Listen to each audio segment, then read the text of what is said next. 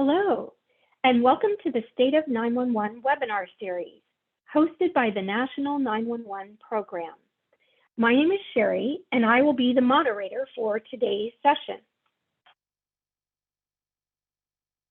The webinar series is designed to provide useful information for the 911 stakeholder community about federal and state participation in the planning, design, and implementation of next generation 911 or NG 911 systems. It includes real experiences from leaders utilizing these processes throughout the country.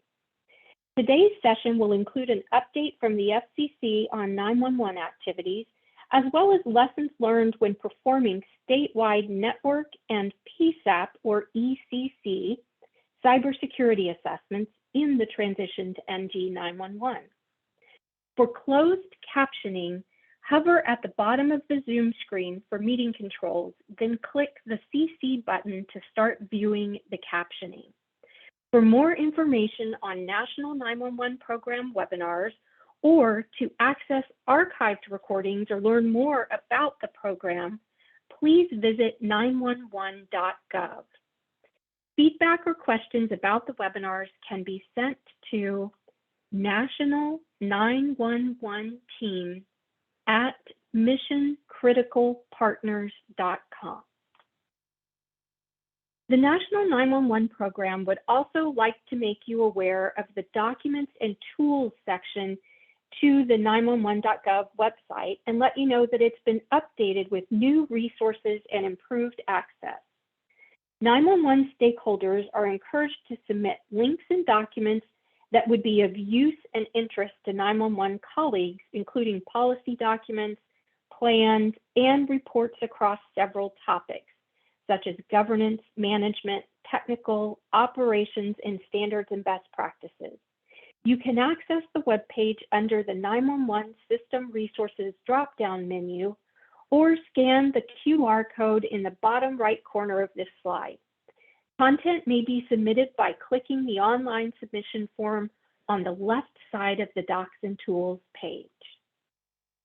The 911 Program would also like to invite you to visit the 911 Telecommunicator Tree of Life and share the name of a remarkable 911 telecommunicator who has inspired you. Share your story at 911treeoflife.org to honor a special 911 telecommunicator who is making a difference in your community. Please note that all participants' phone lines have been put in a listen-only mode, and this webinar is being recorded. To ask questions of our presenters, feel free to take one of two actions. Using Zoom's Q&A feature located on the bottom of your screen in the meeting controls, enter your question at any time during the presentation and it will be entered into the queue. Hover your mouse over the bottom of the page to access the meeting controls.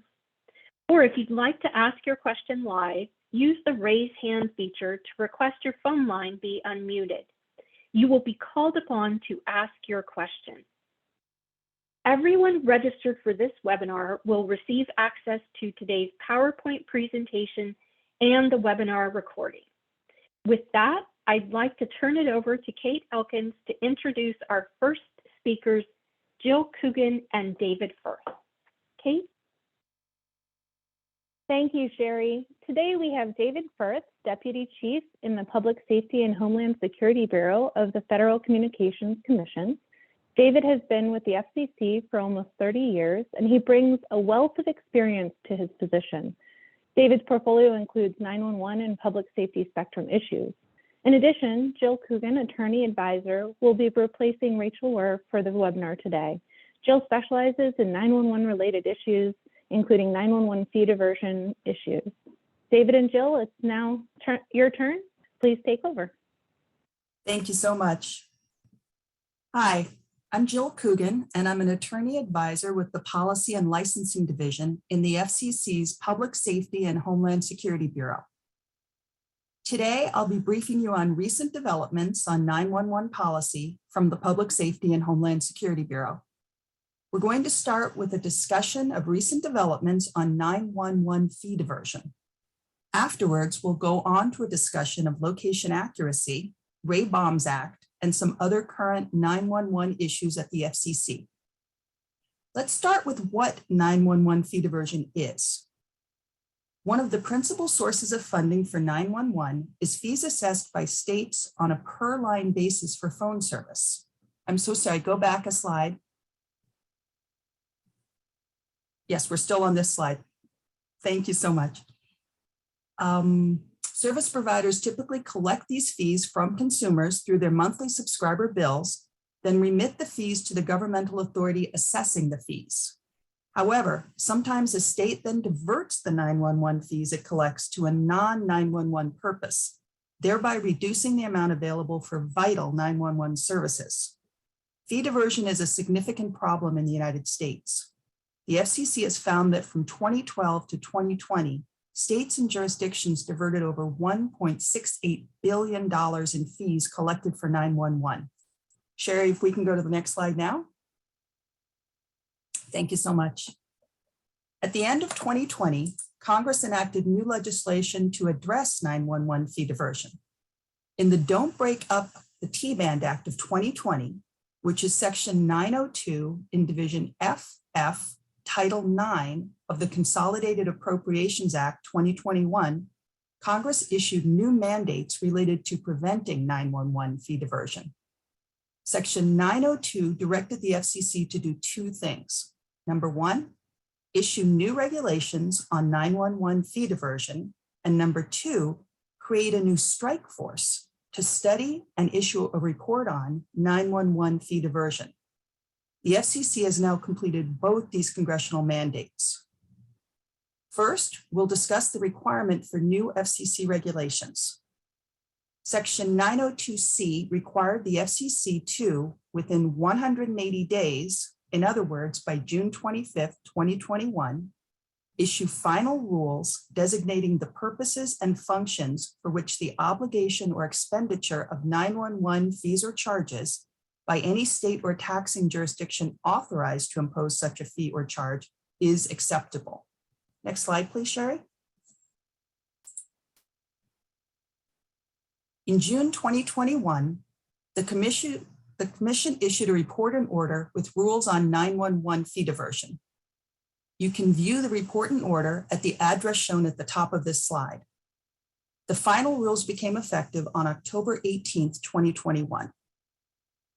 Among other provisions, the new rules define acceptable types of 911 fee expenditures and those that would constitute 911 fee diversion, with illustrative examples of each. Under the rules, acceptable expenditures for purposes of Section 902 include, but are not limited to, PSAP operating, personnel, and administrative costs, pre-arrival instructions, emergency notification systems, next generation 911, and cybersecurity. Unacceptable expenditures include, but are not limited to, transfer of 911 fees to a general fund or other fund for non-911 purposes, using 911 fees to construct non-public safety communications networks, such as commercial cellular networks, and using 911 fees to pay for public safety equipment or infrastructure that does not, quote, directly support providing 911 services, unquote. The rules also allow states and taxing jurisdictions to petition the FCC for further clarity on whether other types of 911 expenditures are acceptable or unacceptable.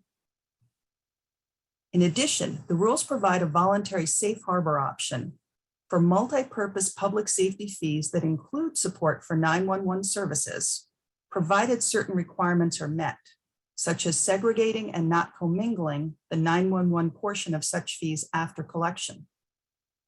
The new 911 fee diversion rules can be viewed at 47 CFR sections 9.21 to 9.26.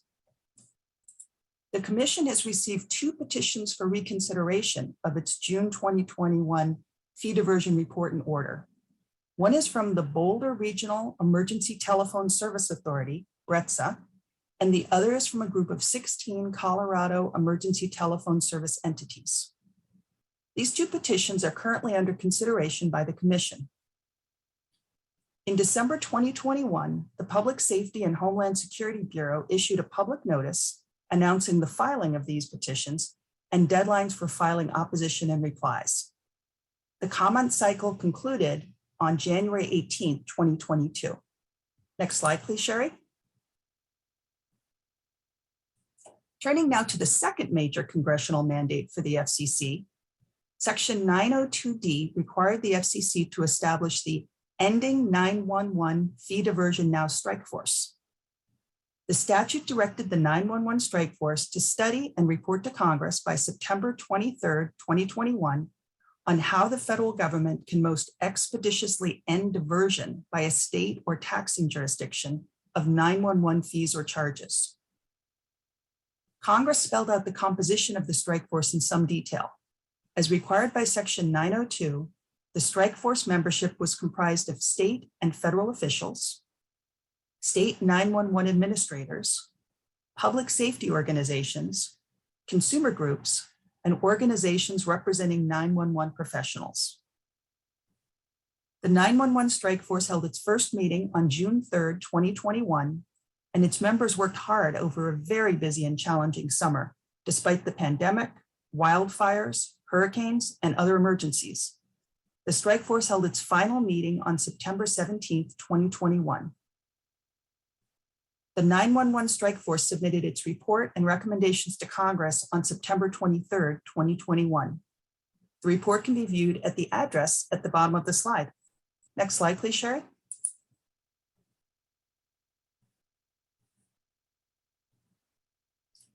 The Net 911 Act under 47 USC section 615A-1F2 requires the Commission to submit an annual report to Congress on the collection and distribution of 911 or E911 fees or charges by the states, the District of Columbia, and the U.S. territories and possessions.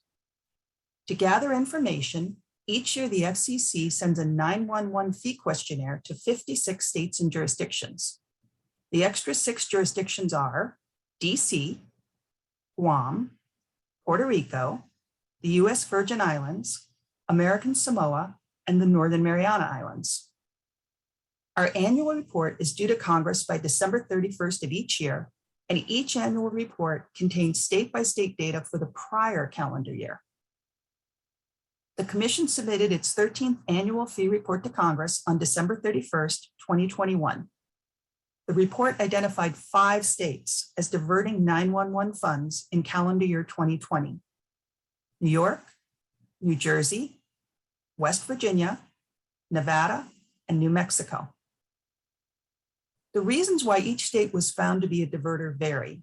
For example, New York was designated as a diverter because by state law, 41.7% of a 911 related fee it collects is deposited directly into the state general fund rather than being spent on 911 related purposes. Meanwhile, West Virginia was designated a diverter because during a portion of calendar year 2020, it allocated wireless E911 fees to subsidize construction of commercial cell towers. You can view all 13 of the Commission's annual fee reports to Congress, plus the annual questionnaire submissions from each state at the address at the bottom of the slide. Next slide, please, Sherry. Next, we're going to turn to recent developments in location accuracy issues, including E911 wireless accuracy and dispatchable location requirements, and some other 911 issues. Over 2/3 of 911 calls in the United States come from wireless phones, and these calls may come from either indoor or outdoor locations. The Commission's location accuracy rules enable 911 call centers and first responders to more accurately identify the locations of callers. The Commission has adopted requirements to improve location accuracy, horizontal and vertical, for wireless 911 calls. Included in these rules, wireless providers must provide dispatchable location or coordinate-based vertical location information for the caller. Dispatchable location means a street address plus additional information, such as room or floor number, to identify the 911 caller's precise location. On this slide is a summary of the recent and upcoming compliance benchmarks for nationwide commercial wireless carriers to provide horizontal location information to public safety answering points, PSAPs, for 911 calls. As of April 3rd, 2021, nationwide carriers, that is AT&T, T-Mobile, and Verizon, were required to provide horizontal location, also known as XY location, within 50 meters, or dispatchable location for 80% of all wireless 911 calls. Non-nationwide providers, smaller regional carriers, must achieve the same 80% call threshold either by April 3rd, 2021, or within 1 year of the provider's deployment of commercially operating voice over LTE VoLTE platform in the provider's network, whichever is later. This gives non-nationwide providers additional time to use a VoLTE platform to boost the percentage of subscribers for which they can technically provide horizontal location data. Next slide, please, Sherry. In addition, there are several recent and upcoming deadlines related to the Commission's vertical location accuracy rules. Especially in denser urban areas with multi-story buildings, PSAPs and first responders may need to know the vertical location, the Z-axis location, of a 911 caller, in addition to a horizontal XY location or address. Back in 2015, the Commission established a timeline for implementing a vertical accuracy standard, with milestones in April 2021 and April 2023 for the nationwide callers in the top metropolitan markets, where most multi-story buildings are located. Under the current vertical accuracy requirements, nationwide carriers must deploy either dispatchable location or Z-axis technology providing location accuracy of plus or minus 3 meters relative to the handset for 80% of indoor calls. Nationwide carriers must meet this vertical location accuracy requirement in increasingly large areas on each of 3 set dates. The first such vertical location accuracy benchmark was in April 2021, when nationwide carriers were required to meet it in the top 25 cellular market areas, or CMAs. The second vertical accuracy benchmark is set for April 2023, when nationwide carriers will be required to meet these requirements in the top 50 CMAs. Finally, in April 2025, nationwide carriers must meet these vertical location accuracy requirements nationwide. Non-nationwide carriers have 1 additional year to meet each of these vertical location accuracy benchmarks. In addition, as of January 6, 2022, the Commission required all CMRS providers to provide dispatchable location with wireless E911 calls if it is technically feasible for them to do so. Next slide, please.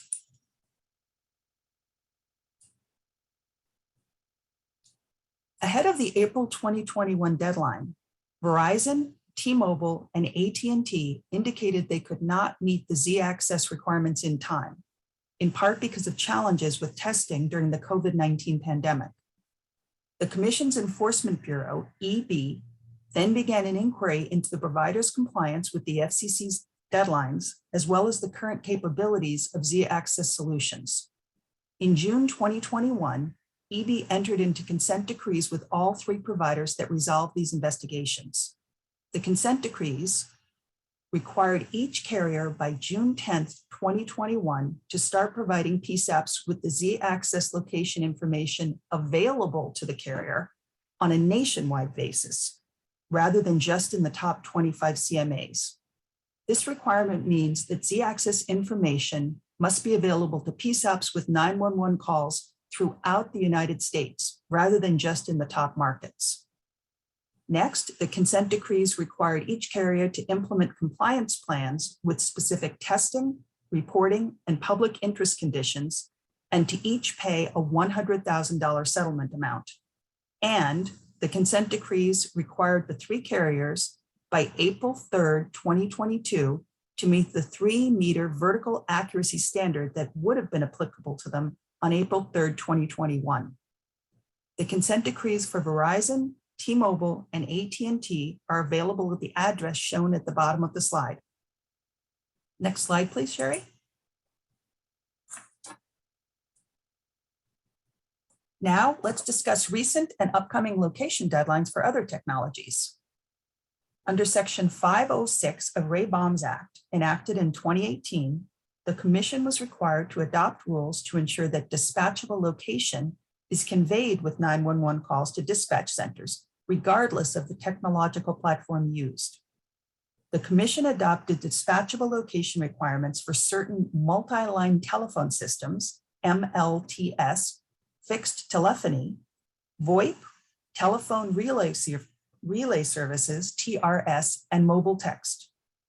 The dispatchable location rules and compliance deadlines differ depending on the particular service and whether the device used to make the call is fixed or non-fixed.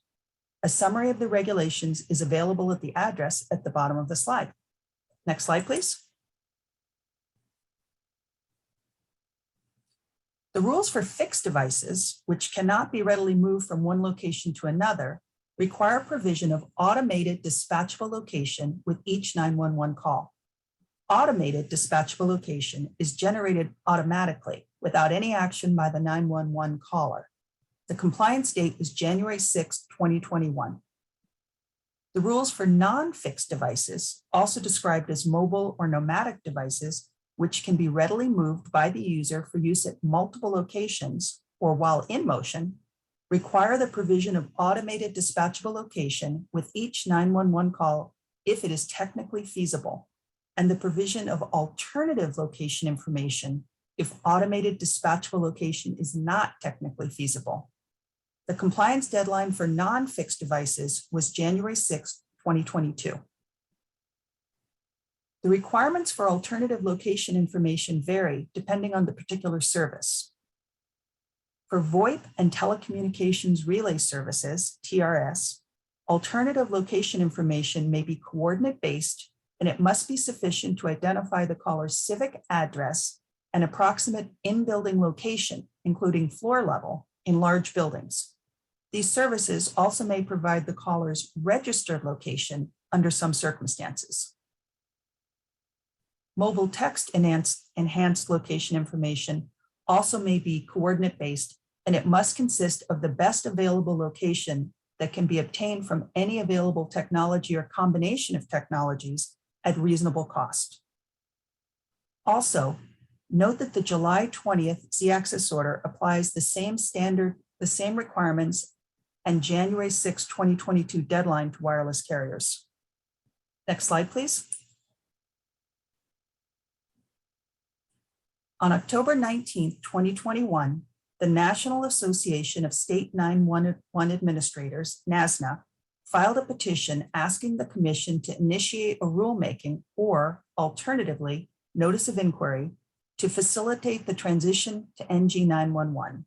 Specifically, NASNA asked the Commission to establish FCC authority over the delivery of 911 services by originating service providers, OSPs, via IP-based emergency services networks, EZNets, set a default demarcation point for the allocation of costs between OSPs and 911 authorities in the NG 911 environment, and establish an NG 911 readiness framework for state and local 911 authorities to initiate a timeframe for OSPs to begin delivering NG 911 calls. On December 20th, 2021, the Bureau opened a new PS docket number 21-479 to address NASNA's petition and released a public notice seeking comment on the petition. Comments were filed January 19th, 2022, and reply comments were filed February 3rd, 2022. We are now reviewing the comment record. Next slide, please, Sherry. Finally, if you are seeking support for an issue relating to any of the 911 policy topics in the FCC's portfolio, please reach out to contact us. There is a Public Safety Support Center where you can submit a ticket regarding any PSAP questions, problems, and notifications. There is also an FCC Operations Center that is available 24/7, 365 days a year for time-sensitive emergencies. Next slide, please. Now we'd like to open the floor for any questions you have about the topics we've covered. David Furth, Deputy Chief of the Public Safety Bureau, is here to help answer your questions. Thank you, Jill. I appreciate it. And just as a reminder, now we will start the QA portion of our session. I do notice that we've had several questions come in via the Q&A feature, or you also have that option to raise your hand if you would prefer. So with that, I'm going to ask the first question comes in and says, are the new fee diversion regulations enforceable? Hi, everyone. This is David Furth, and I'm delighted to be here on this webinar. And to address that question, the short answer is that the regulations are enforceable within the context of the FCC's jurisdiction. What's important to understand here is Congress did not give the Commission the authority to prohibit fee diversion. What it gave the Commission authority to do was to collect data and report on fee diversion. And there are some potential consequences under federal law if a state diverts. Those are principally, it can affect eligibility for 911 grants, federal 911 grants, and it can also affect the eligibility of the diverting jurisdiction to serve on an FCC advisory committee like CISRIC, for example. So to that degree, one could consider the rules to be enforceable at the federal level, but it's important to underscore that the Commission does not have the authority to prohibit fee diversion outright. All right, thank you, David. The next question comes in and says, is there a reason why we don't demand better location accuracy than 80%? Well, the 80% figure that's in our rules was developed in a rulemaking that occurred back in 2014 and 2015. And in fact, it was developed based on input, not just from industry, but also from public safety, which specifically advocated for the 80%. What's important to understand about the 80% is that it's really a lowest common denominator requirement. It is intended to set a floor, not a ceiling, for performance of 911 location accuracy. So in practical terms, we expect that in order to meet that 80% threshold, carriers are going to need to implement technologies that are going to deliver accuracy well above that threshold.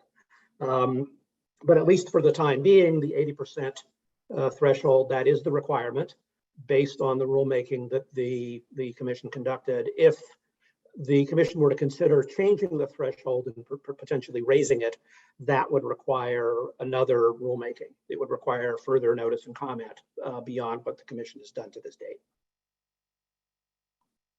Perfect, thank you, David. This following question, I believe, was asked in reference to the conversation about fee diversion. And the question is, quality assurance review or measures an acceptable expenditure? Yeah, I take that to be a question about our fee diversion rules. And the short answer is that if it's a process that a jurisdiction is using to do quality assurance for 911, so that it's clearly 911 related, then it would be considered an acceptable expenditure. And then the next question asks, why is the horizontal accuracy requirement different than the vertical accuracy? Well, it's different both for practical and for historical reasons. We've had horizontal accuracy rules for 911 on the books since the late 1990s, when the Commission adopted the original Phase 2 rules, which were only focused on horizontal accuracy, which is essentially trying to pinpoint the caller's location on a map within a radius. The vertical accuracy component was added much later in the 2014-2015 proceeding. And it was recognized at the time that it's a different problem set, because what you're trying to identify is what floor a person is on if they're calling from a multi-story building. So the yardstick that you're going to use to measure vertical accuracy is inherently going to be different from the yardstick that you use for horizontal accuracy. So that's really the reason for the different standards for horizontal and vertical. Perfect, thank you. The following question is about something that I don't think we touched on at all today. Can we please get an update on real-time text deployment? I don't know that we can give you, I can give you a kind of off the top of my head update on real-time text. It is, there are rules that the commission has adopted that require the carriers to deploy real-time text to make it available on some devices. And those rules, I know, are in effect with a set of deadlines that I think we'll have to get back to you on to give you a fuller update. And that implementation of text, real-time text, also applies to text to 911. So carriers can, but are not required to support real-time text. It depends on what the PSAP is looking for. If the PSAP is capable of accepting real-time text, then a carrier can be required to provide it if the PSAP provides notice. But I don't think that real-time text to 911 is widely available yet. But we can give you a fuller answer on that after the webinar. Perfect, thank you. And we do have time for one more question. And then to follow on to what David just said, I know we have a lot of questions that have come in. Those questions that we weren't able to have David answer live, we will email and upload the questions and answers when we put the recording of today's webinar on the 911.gov website. So David, the last question that we have time for today, what should a 911 authority do if it finds a carrier consistently misses the location accuracy targets that are set by the FCC? Our rules actually specifically lay out the process that a 911 authority should go through. We require carriers to initially engage with the carrier to try to solve the problem. And then if they're unsuccessful in doing that, then a complaint could be filed with the FCC. But our rules for enforcement would require that initial engagement. And but nonetheless, if the initial engagement is unsuccessful after a relatively short period, then we would certainly accept either an informal or a formal complaint to look into it further. Okay, perfect. So thank you again, both David and Jill, for being here with us. We appreciate the information. And I will reiterate, those of you that had questions that we did not get to, we will email those and get answers posted once we put the recording of today's webinar up. And so with that, I am going to once again ask Kate to introduce our next panel of speakers. Thank you, Sherry. Toby Harris serves as the Executive Director of the North Carolina 911 Board, responsible for guiding the 17-member board in identifying issues and making policy decisions based on strategic direction established by the board. They collaborate with all PSAPs across North Carolina, DIT staff and leadership, and the many stakeholder representatives of the organizations and associations vested in the delivery of 911 services throughout the state. Frank Posniak serves as the Executive Director for Massachusetts State 911 Department. Frank joined Massachusetts State 911 as their first General Counsel in June of 2005.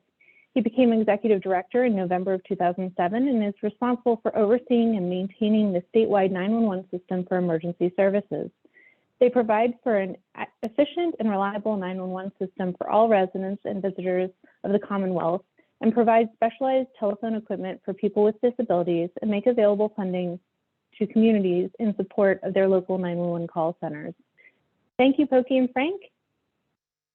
If you guys could take it away. Yes, ma'am. Thank you very much. And Ms. Sherry, you can proceed to the next slide, please, ma'am. So we've been invited today to speak with you about our respective states and the PSAP cybersecurity assessments that we did most recently, and actually using our grant funding that we were so fortunate to receive. I always like to set the ground level or set the table for folks to understand here in North Carolina what we're doing. So we do have 127 PSAPs that are funded by the North Carolina 911 Board. 115 are what we consider primary PSAPs, 12 are secondary PSAPs receiving transferred calls from their 12 primary PSAPs. I like to provide just a little bit of definition that helps to ground the topic that we're speaking in. In our general statute, the statewide ECCs is defined. Also in our general statute, in the fund distribution, it does set forth that all of the PSAPs must be connected or have migrated to the statewide ECCs. It was to have been by July 1, 2021. However, COVID did keep us from meeting that deadline. We should meet it by June 30 of this year. And then the powers and the duties of the board, I always like to bring that out because particularly when we're talking about our next generation 911 and something like our cybersecurity assessments, I'll draw your attention to item C, performance measures for data services. That is how we were able to manage and oversee our cybersecurity assessments and make that a requirement of the PSAPs here in North Carolina. Next slide, please, ma'am. So we began identifying the need for cybersecurity assessments back in 2017, even before we had inked the contract, if you will, to move forward with next generation 911. It's always been a focus of the board for the PSAP cybersecurity and cyber health. It's been addressed in our board goals and even our previous and now current state 911 plan. It was not part of the original managed service contract that we have with AT&T for our core services delivery. But as I noted, the board's focus is security of the ECCs. So back in December of 2018, we did set aside an initial appropriation to begin the process for PSAP cybersecurity assessment. We issued a scope of work through our state contract 918. We received a very broad range of responses to that, from $1.1 million to $6.7 million to perform these assessments. So the board opted to approve funding for internal efforts and a partnership with DIT. The partnership with DIT, the Department of Information Technology, comes about because the 911 board is housed at DIT. The chair of our 911 board is the state CIO. So having a partnership with them was most appropriate. We, however, reevaluated the resources and the scope of what we wanted to do. So we issued a second scope of work in August of 2019. We received multiple responses to that, but it was more realistically aligned with our expectations of the project. A very exhaustive vendor review process took place, assessments of the vendors, and then ultimately selection of the vendor. Ms. Sherry, forward, please. So our vendor commenced in April of 2020 and with a contracted anticipated completion date of 2021. However, because of COVID, we did have to extend that about 90 days. We had an initial meeting with the entire PSAP community per region. We have 4 regions in the state. We have a PSAP regional 911 coordinator that serves as the liaison. So we took information to all of the PSAPs so they could understand the process and the initiative and what was taking place. We also created a video to introduce the initiative. We had rules and engagement that was provided to each of the PSAPs so they would have a very clear understanding of what was to take place. So we had assessment security campaigns, and these campaigns used the recognized standards for NIST 800-53, CJIS, and FIPS. And these 4 campaigns, or these 4 areas, focused on security question collection, the internal analysis, which is your processes and your procedures, vulnerability scanning, and that was a private network, of course, with the AT&T firewall as the boundary, and then physical assessments. Forward, please, Ms. Sherry. So as we began to look at how to best roll out this information to the PSAPs, there was a secure portal managed by the deputy chief, now our chief state risk officer. so that the PSAPs could have access to this information, very protected information, as denoted in General Statute 132-6.1. We were very clear about who could have access to that, who would be privy to any of the information. We had weekly meetings as an entire project team. That was our vendor that was selected, all of our staff, our legal counsel, our Next Gen 911 manager, program manager, and the like, to look at the status, to address any issues or concerns, such as when COVID became an issue and we had to pivot just a bit on our schedule. Then we also had weekly meetings with the PSAPs that completed their work or their project that week, their assessment. We would have an open meeting for everyone, and we did a general overview of the report structure, the report outline, the format. No information was disclosed. But then for any PSAP who accessed their report out of the portal and they wanted to have private individual meetings, then we also scheduled that with them, whoever they wanted to bring to the table. PSAP manager, IT manager, their legal counsel, county manager, city manager, sheriff, chief of police, whoever they wanted to bring to the table to discuss that in a private setting, we did. As noted, COVID did impact our project. We did have to extend the contract, but we kept moving forward. The PSAP findings. So the risk rating was used for external risk rating that was low, medium, and high. And then we had an internal rating, which was also low, medium, and high. Next slide, Ms. Sherry. So we had a report to the board, executive staff, and legal counsel. It was a general report and it was non-PSAP specific. Again, noting what I mentioned earlier about access to the individual reports for those PSAPs. None of this was general information that was released to any other PSAP or to the public. So this, what came to us really highlighted in the report was the need for cybersecurity training, policy development and testing, funding, of course, looking at who is going to fund this from a perspective of the initial assessment, and then even looking, and you can see the bullet point for the responsible parties for remediation. The managed security services overseen by the board and assessed by the PSAPs. And then we were provided a list of 10 vulnerabilities among small, medium, and large PSAPs. I'm not at liberty to share those with you. I just want to tell you that this was how our report was fashioned and provided to us. So the final report to the PSAPs, that general report I referenced, was provided to our 911 board in June of 2021. Because it was such a significant investment by the 911 board, they did want a bit more information. So based on the guidance of our legal counsel, we did hold a closed session meeting with our board in August of 2021 so that additional information could be provided to them. And we invited 3 PSAPs, basically representing small, medium, and large PSAPs, that presented information about their assessment. The results, their findings, how they thought the assessment went, the entire process. So that was very good for the board to understand that it was a very successful project, areas for improvement, but then also how that we could continue to help the PSAPs. And with that, we have discussions for development of ongoing program and assessments and remediation. We are having discussions with the State National Guard and their group who is responsible for such assessments, that we want to partner with them. They have a very good standing with the PSAP community, with all of our localities. So we're looking at partnering with them for ongoing assessments on a staggered or phased approach. Again, keeping in mind we did 127 PSAPs in that short time. So we want to look at how to better refine a schedule to do so.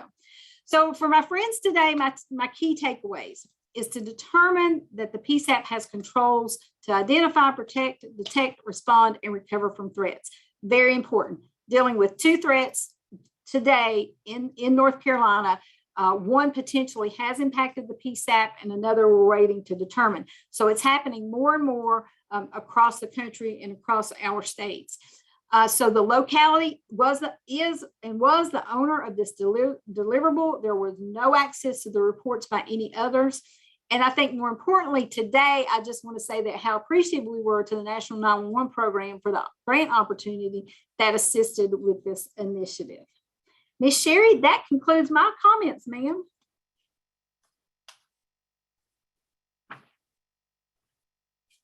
All right, Well, Frank, you ready? Yes, I'm ready. Thank you very much. Welcome, everybody. The first slide, I just want to mention that what I didn't include in here is that we're the State 911 Department. We're within the Executive Office of Public Safety and Security, and I didn't put our location. We're located in Middleborough, Massachusetts, which is in the southeast portion of the Commonwealth. So with that, we can move to the next slide.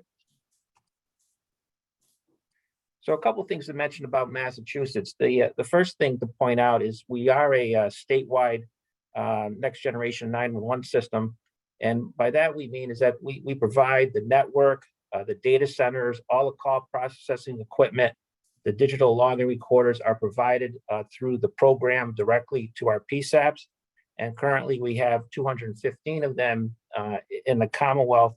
2 of them are actually run by the State 911 Department. We don't provide CAD to the PSAPs, computer-aided dispatch. However, through a grant program that we run, that is an eligible expense, so that our PSAPs can apply for CAD through the grant program. Our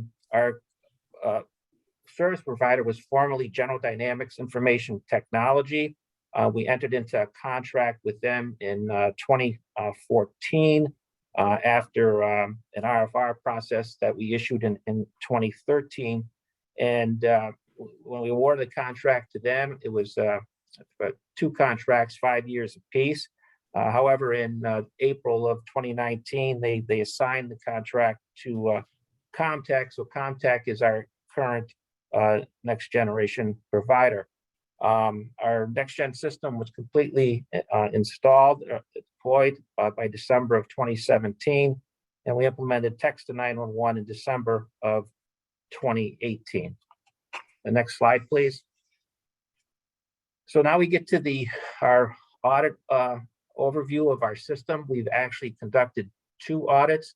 The first one was conducted in 2016 before we began a full implementation. And our second audit, we just concluded in February of 2022. So the vendor that we used for our audits was QED Secure Solutions, and they were selected to conduct the audit through our next generation 911 contract. And what I have up here is the section of the RFR that deals with intrusion prevention and detection. And if I look at the last sentence, it gave us the authority to select a vendor to do the audit, working with our next gen provider to conduct a intrusion testing throughout the term of the contract and any renewal thereof. So what we end up doing is internally we look for a vendor to do our audit, and through that process we selected QED, and then working with the next gen provider, the next gen provider actually is the one that entered into the contract with QED and paid them and then invoiced us. So that's how the payment mechanism worked. We are paying for it, the State 911 Department, through that process, through our next gen provider. So that's how we brought on our QED to do the audit, again, through our next gen 911 contract.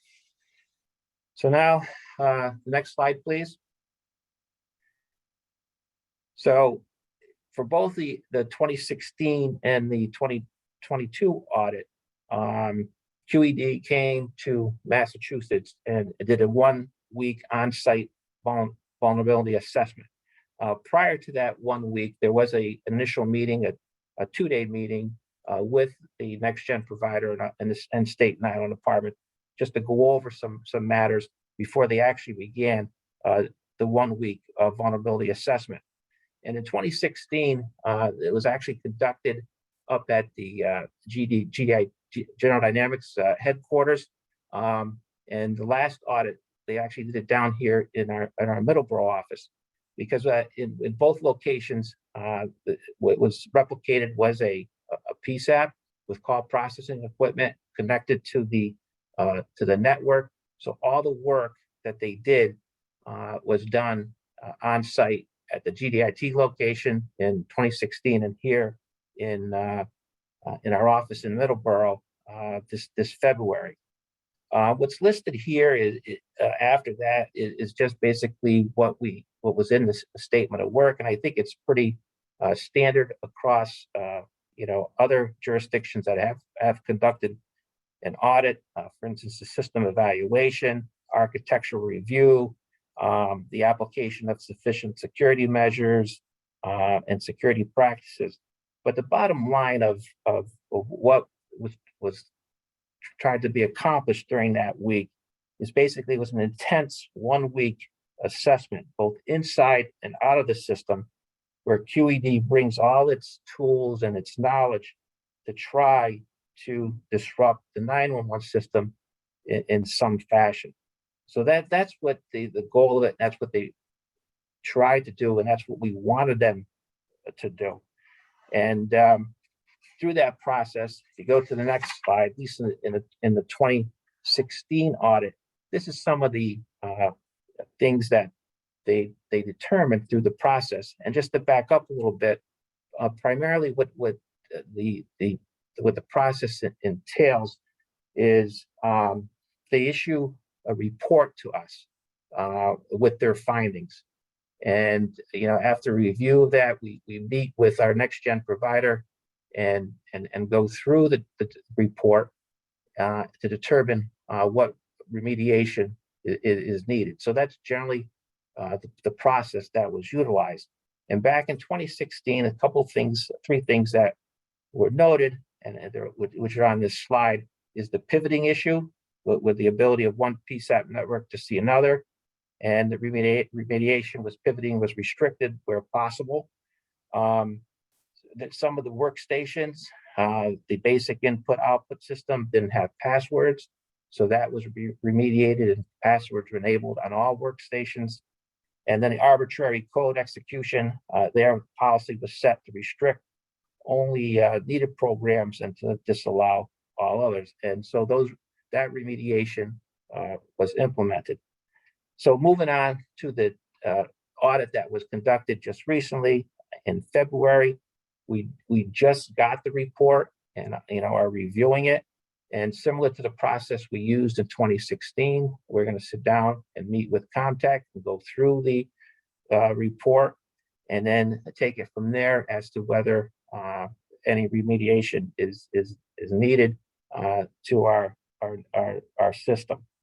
So the last point I want to raise is I did mention that the State 911 Department does not provide CAD directly to our PSAPs. Again, they can apply for it. It's an eligible expense under our grant program, but it is not directly provided. But one of the things that we have been considering and talking about internally is potentially doing a cyber assessment of the CAD systems around the Commonwealth. Now, it does present somewhat of a problem since there are different CAD systems in place in each of those PSAPs.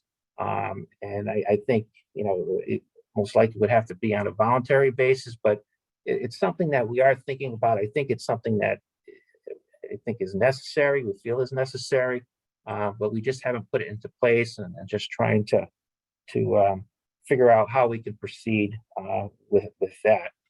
So that concludes my presentation, and that's it. Thank you.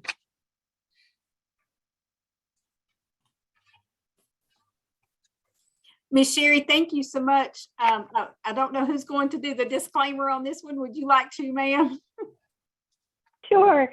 So Dave Sankey, who is the State 911 Director for Nebraska, had originally planned to join Pokey and Frank on this panel, and unfortunately he was not able to be here today, but he did very kindly provide some information on the physical and cybersecurity assessments that are being done right now across the state of Nebraska.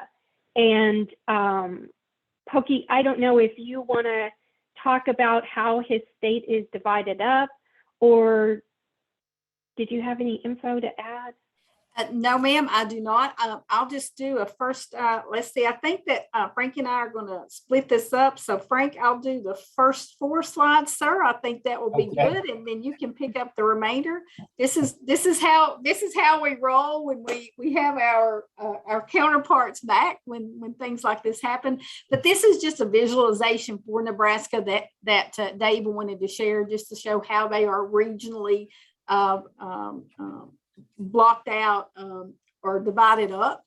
So for North Carolina, I can certainly relate to this because we have regions and that helps us with any of our initiatives and any of our work that we're doing for the coordination of that, for the rollout of information. You know, I had noted that we had done the PSAP review or PSAP kickoff or initial rollout of information, and we did it regionally. So he wanted to provide this visualization for that.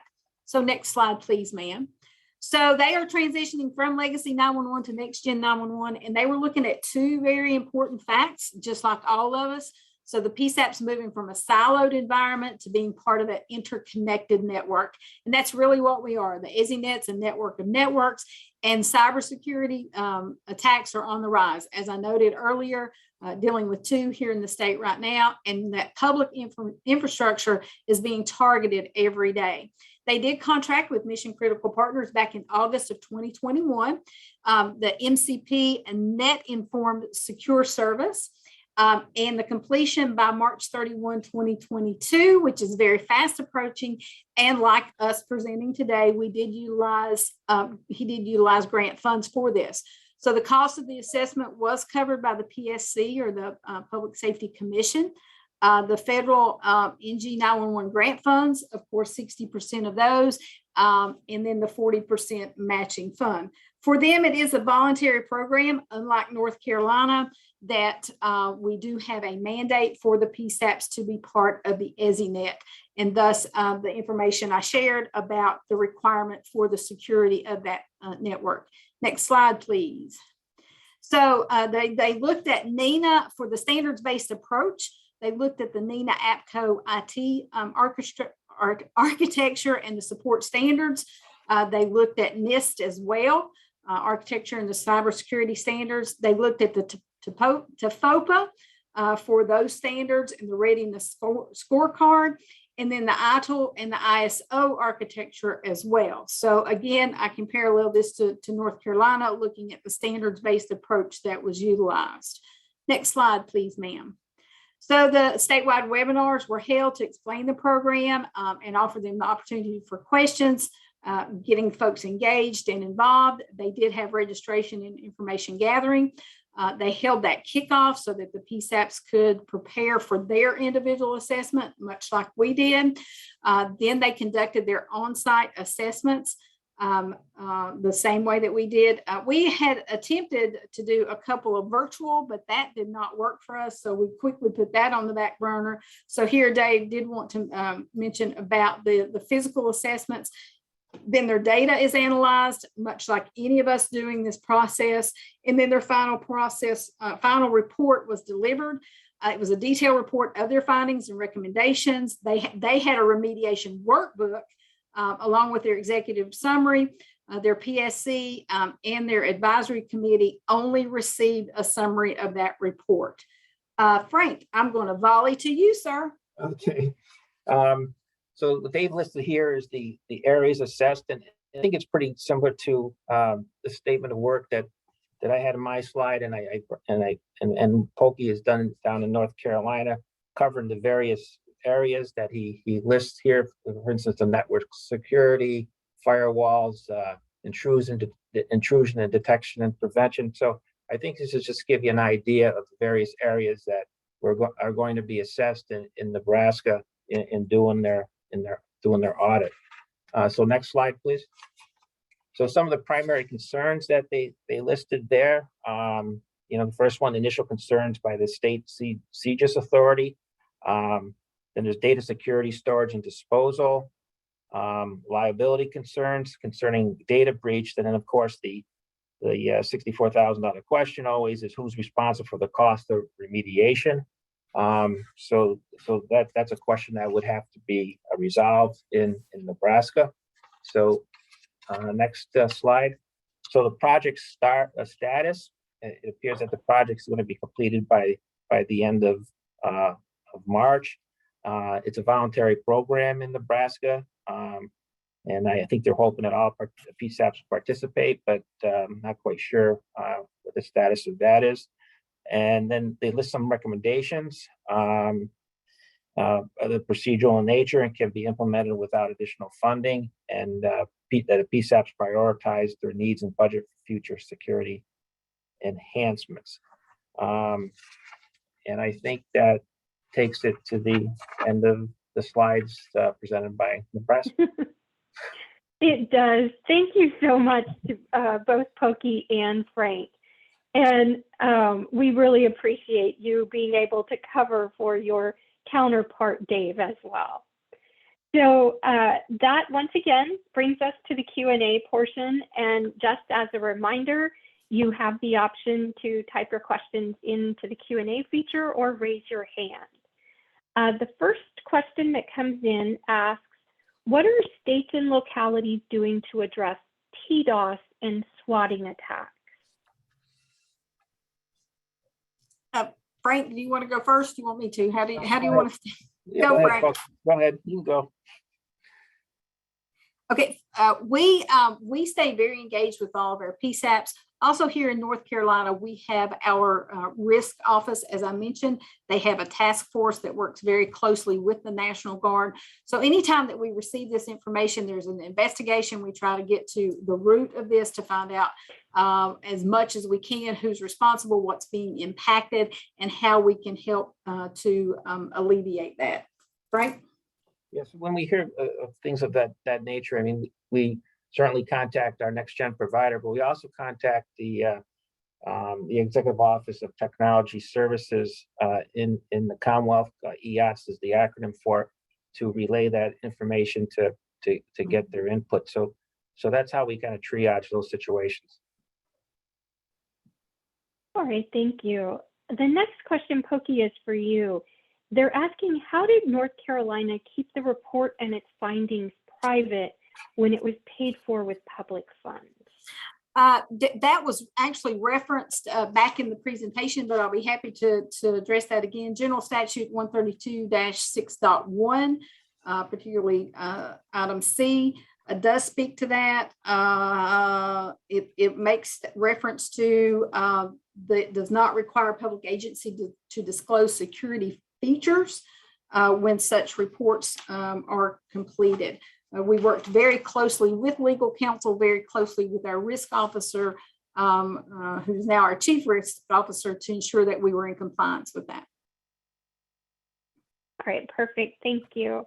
And we have time for one more question, and then we will once again take all the questions that we didn't have time to answer here on the webinar. We will email them to our attendees, get them to provide written responses, and post those along with the recording of the webinar and the slide deck on 911.gov. So the final question is, what was the biggest surprise you found having completed these assessments? For us, and I don't think it would be a surprise, I think it was just an eye-opening experience, is that we have a lot of jurisdictions that do not have the resources nor the funding, general fund,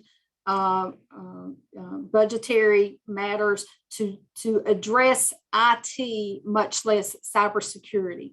So we're very hopeful that these reports that were delivered to them, that will help them to work within their jurisdictions to look at a roadmap, if you will, to move forward, to look at the real reality of cyber attacks, the assurance of cyber health, how that can help them. So that was one of the things, not necessarily a surprise, but a very eye-opening outcome of this that we hope it will the jurisdictions can utilize to move forward.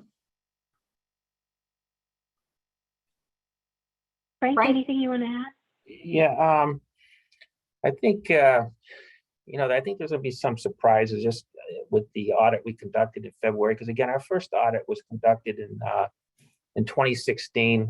We hadn't fully implemented the system. I mean, we had tested it but it hadn't been implemented yet, but we still wanted to do the security audit at that point. And then we fast forward to 2022, we've been, NextGen had been implemented for 4 or 5 years. And, some of the things that we've seen in the report kind of surprised us at this point, and I really can't go much further than that. So I think there's more to come on that, what we're surprised about.